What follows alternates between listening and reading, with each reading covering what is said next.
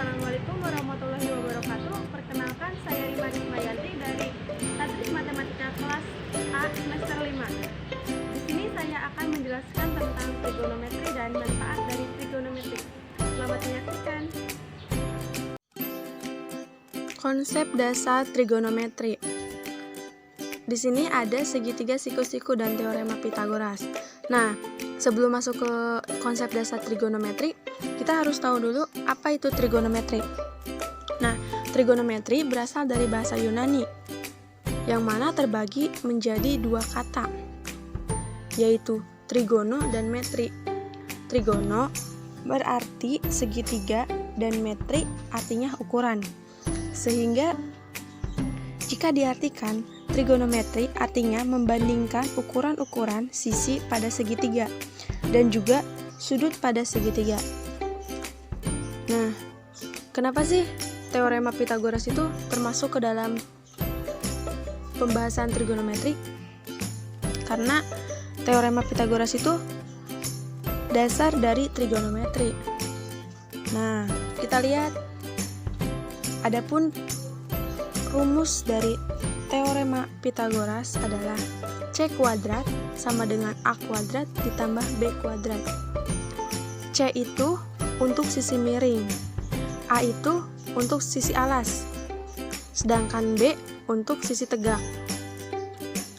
Nah, teorema Pythagoras juga mempunyai triple Pythagoras, di mana angka-angkanya itu angka-angka istimewa. Seperti semisal 3, 4, dan 5 5, 12, dan 13. Ada juga 8, 15, dan 17. Nah, ada juga teorema Pythagoras dalam bentuk akar. Semisal A akar B tambah C sama dengan A akar B ditambah A akar C. Untuk triple Pythagorasnya A akar B, A akar C, dan A akar B plus C. Selanjutnya ada perbandingan trigonometri. Perbandingan trigonometri adalah ukuran sisi-sisi suatu segitiga siku-siku apabila ditinjau dari salah satu sudut yang terdapat pada segitiga tersebut. Nah, perbandingan trigonometri suatu sudut ada 3. Ada sinus, kosinus, dan tangen. Untuk sinus atau sin alfa, sin A, perbandingannya AB per AC atau sisi depan sudut per sisi miring. Lalu kosinus atau cos alfa sama dengan BC per AC atau sisi samping sudut per sisi miring. Selanjutnya tangen atau tangen alfa sama dengan AB per BC, sisi depan sudut atau sisi samping sudut. Nah, sinus juga, untuk mencari sinus kita bisa menggunakan bahasa yang lebih mudah diingat. Untuk sinus, sin demi. Untuk kosinus, kosami. Untuk tangen, tan desa. Nah, kebalikan dari sinus, kosinus, dan tangen. Sinus kebalikannya sekan alfa atau sek alfa sama dengan 1 per sin alfa atau sama dengan AC per AB. Untuk kosinus kebalikannya kosekan alfa atau CSC alfa sama dengan 1 per cos alfa sama dengan AC sama dengan BC. Selanjutnya untuk tangen. Tangen kebalikannya kotangen alfa sama dengan CTG alfa sama dengan 1 per tangen alfa sama dengan BC per AB. Selanjutnya identitas trigonometri. Identitas trigonometri merupakan suatu relasi atau kalimat terbuka yang di dalamnya memuat fungsi-fungsi trigonometri. Nah, identitas fungsi trigonometri ada beberapa, seperti sin kuadrat alfa ditambah cos kuadrat alfa sama dengan 1. Lalu, tan kuadrat alfa ditambah 1 sama dengan sek kuadrat alfa. Lalu, kotangen kuadrat alfa ditambah 1 sama dengan kosek kuadrat alfa. Kuadran dan sudut istimewa. Kuadran, kuadran dibagi menjadi 4. Ada kuadran 1, kuadran 2, kuadran 3, dan kuadran 4. Di mana kuadran 1 dari 0 sampai 90 derajat. Di sini semua sin, cos, dan tangen bernilai positif. Untuk kuadran 2 dari 90 derajat sampai 180 derajat. Nah, di sini itu yang bernilai positif hanya sin, sedangkan cos dan tangen bernilai negatif. Selanjutnya kuadran 3. Kuadran 3 dari 180 derajat sampai 270 derajat. Di sini yang bernilai positif hanya tan. Untuk sin dan cos bernilai negatif. Selanjutnya kuadran keempat, kuadran 4. Dari 270 derajat sampai 360 derajat. Yang bernilai positif di sini hanya cos. Sedangkan sin dan tangen bernilai negatif. Selanjutnya di sini ada tabel nilai trigonometri. Seperti theta 0 derajat, maka sin tetanya 0.